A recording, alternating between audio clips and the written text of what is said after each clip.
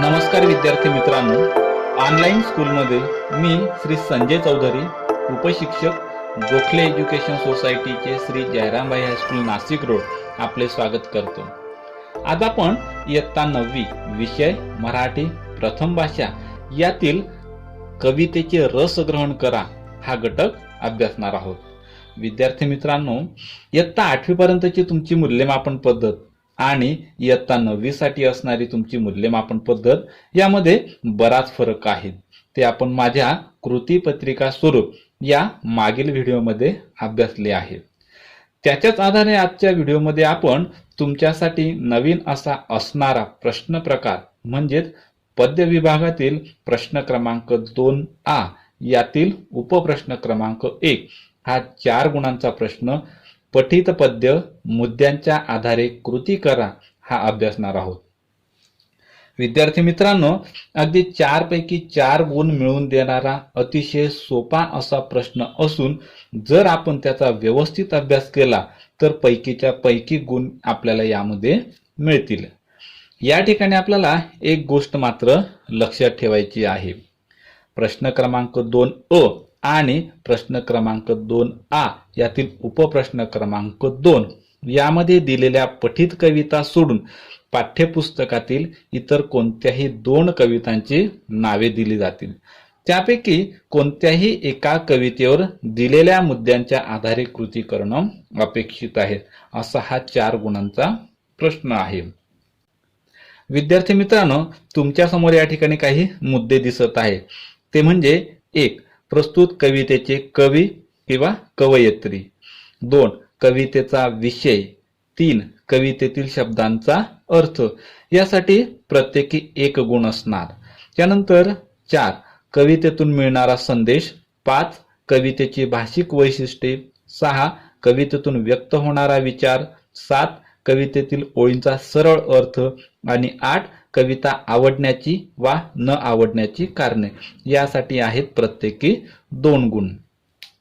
वरील 8 कृतींपैकी कृती पत्रिकेमध्ये 1-1 गुणांच्या 2 कृती आणि 2 गुणांची कोणतीही 1 कृती किंवा 2-2 गुणांच्या 2 कृती विचारल्या जातील। अशा प्रकारे हा 4 गुणांचा प्रश्न आहे। मी वाचवतोय, या कवितेवर दिलेल्या मुद्द्यांच्या आधारे कृती करा हा प्रश्न आपण सोडवूया। पहिला मुद्दा आहे प्रस्तुत कवितेचे कवी किंवा कवयित्री। आपल्याला माहित आहे, आपण मागच्या व्हिडिओमध्ये ते अभ्यासले आहे। या कवितेचे कवी आहेत सतीश काळसेकर, याच्यासाठी असेल 1 गुण। त्यानंतर दुसरा मुद्दा आहे कवितेचा विषय। कवितेचा विषय आहे की वेगाने बदलत जाणाऱ्या महानगरीय समाजाचे वास्तव चित्रण, हा या कवितेचा विषय आहे, याच्यासाठी आहे 1 गुण। त्यानंतर तिसरा मुद्दा आहे कवितेतील शब्दांचा अर्थ। या ठिकाणी तुम्हाला कवितेतील कोणतेही 2 शब्द दिले जातील आणि त्या शब्दांचा अर्थ लिहायचा आहे, त्याच्यासाठी असेल 1 गुण। या ठिकाणी मुकाट आणि बापुडे हे 2 शब्द दिलेले आहेत। या 2 शब्दांचा आपल्याला इथे अर्थ लिहायचा आहे, त्याच्यासाठी आहे 1 गुण। मुकाट या शब्दाचा अर्थ होतो शांतपणे आणि बापुडे या शब्दाचा अर्थ आहे गरीब। त्यानंतर चौथा मुद्दा आहे कवितेतून मिळणारा संदेश। या कवितेतून तुम्हाला कोणता संदेश मिळतो आहे ते आपल्याला इथे लिहायचं आहे। चांगली जुनी संस्कारक्षम मूल्ये हरवू नयेत, आईची बोली पारखी होऊ नये, भौतिक सुखामध्ये नैतिक मूल्यांची पायमल्ली होता कामा नये, हा संदेश या कवितेमधून कवी सतीश काळसेकर यांनी दिलेला आहे, याच्यासाठी असतील 2 गुण। त्यानंतर 5वा मुद्दा आहे कवितेची भाषिक वैशिष्ट्ये। भाषिक वैशिष्ट्ये लिहत असताना आपल्याला या कवितेमध्ये दिलेली काय भाषा संदर्भात असलेली वैशिष्ट्ये आहे ती आपल्याला लिहायची आहे। या ठिकाणी आपल्याला सांगता येईल की जुन्या मूल्यांविषयीची आस्था व नवीन महानगरीय बदलांचे वास्तव यातील अंतर्विरोध कवीने सपकल शब्दामध्ये मांडला आहे। कवितेची भाषा हृदयाला भिडेल अशी थेट व स्पष्टोक्तीपूर्ण आहे। यातील भावनांची आवाहकता प्रशंसनीय आहे। मुक्त गद्य शैली आशयाला पूरक आहे. कवितेतील अंतर्गत यमक व सूचक शब्दांची मांडणी आशयाला उठाव देणारी असून कवितेचा शेवट परिणामकारक झाल्यामुळे रसिक चिंतनशील होतात. अशी ही कवितेची भाषिक वैशिष्ट्ये आपल्याला इथे सांगता येईल. त्यानंतर 6वा मुद्दा आहे कवितेतून व्यक्त होणारा विचार. या कवितेतून कोणता विचार व्यक्त झाला आहे तर यंत्रयुगातील नवीन बदलांमुळे जुनी मूल्ये ढासळत चालली, ती वाचवणे व सुरक्षित ठेवणे गरजेचे आहे असा विचार या ठिकाणी कवींनी मांडलेला आहे. त्यानंतर कवितेतील ओळींचा सरळ अर्थ लिहा. या ठिकाणी तुम्हाला या कवितेतील कोणत्याही 2 ओळी दिलेल्या असतील, त्या 2 ओळींचा सरळ अर्थ आपल्याला लिहायचा आहे. मग आता या ठिकाणी आपण बघूया. हाकेतून हद्दपार होते आई, हमराईच्या थांबल्यात गोठ्यातल्या गायी. या 2 ओळींचा सरळ अर्थ आपल्याला इथे लिहायचा आहे. मग याचा सरळ अर्थ कसा आहे तर बघा की बदलत जाणाऱ्या समाजाचे वास्तव शब्दामध्ये स्पष्ट करताना कवी म्हणतायत की आई अशी हाक आता घरामध्ये ऐकायला मिळत नाही, जणू ती आता सीमेबाहेर गेली आहे. आई या शब्दाची जागा आता आधुनिक शब्दांनी घेतली आहे, जसे मम्मी, मॉम इत्यादी.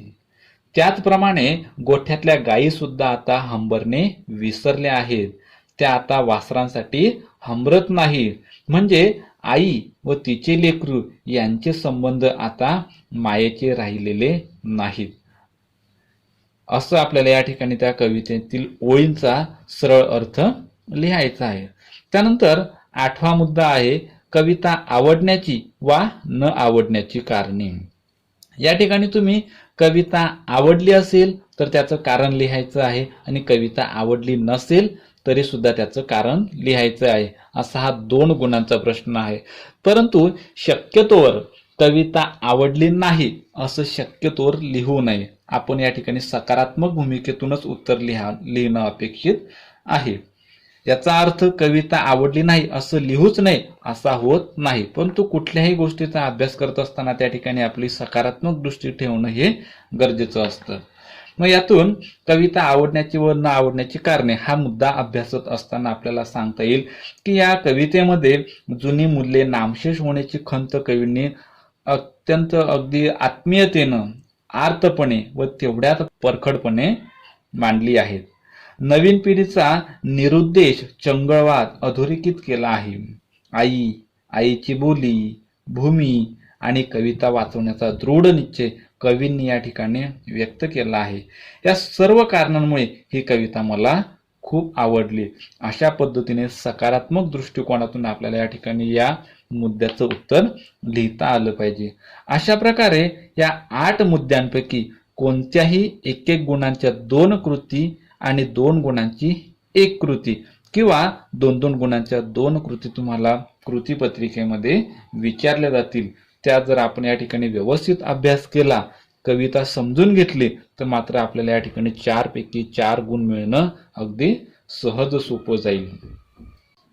अशा प्रकारे मी वाचवतोय या कवितेवर दिलेल्या मुद्द्यांच्या आधारे कृती सोडवा ही कृती आज आपण सोडवली आहे. धन्यवाद.